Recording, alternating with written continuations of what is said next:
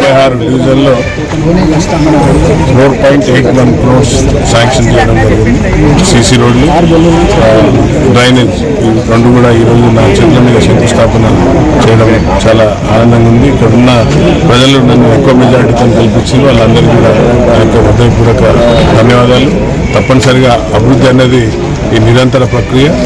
ఈ ప్రక్రియ భాగంగా ఈరోజు డ్రైనేజ్ సిస్టమ్, సీసీ రోడ్లు వేసుకోవడం, అలాగే ఈరోజు డైట్ ఛార్జెస్ కూడా హాస్టళ్లలో పిల్లలకు నా చేతుల మీద ఈరోజు ఆవిష్కరించడం, వారి పిల్లలతో పాటు హాస్టల్లో ప్రబంధం చేయడం, ఏదైతే గవర్నమెంట్ ఇచ్చిన ప్రోగ్రాం, ప్రభుత్వం ఇచ్చిన ప్రోగ్రాంను ఈరోజు సక్సెస్ఫుల్గా పిల్లలతో కలిసి భోజనం చేసి వారి యొక్క మంచి చెడులు, ఎందుకంటే చాలామంది పిల్లలు బడుగు బలహీన వర్గాల పిల్లలే మా యొక్క హాస్టళ్లలో చదువుకుంటారు.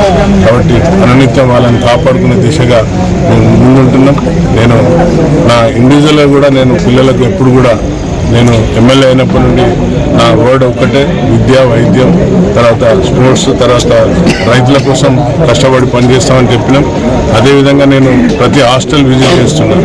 నేను గెలిచినప్పటి నుండి, ఎమ్మెల్యేగా గెలిచినప్పటి నుండి పిల్లలకు ఎక్కువగా మోటివేట్ చేసుకుంటూ వాళ్ళను స్పోర్ట్స్లో కూడా మీరు పార్టిసిపేట్ చేయాలని నా సొంత నిధులు కలిగి కూడా వాళ్ళకు 50,000 నుండి 60,000 స్పోర్ట్స్ కిట్ ఇప్పడం అమ్మాయిలకు అన్నీ జరుగుతున్నాయి.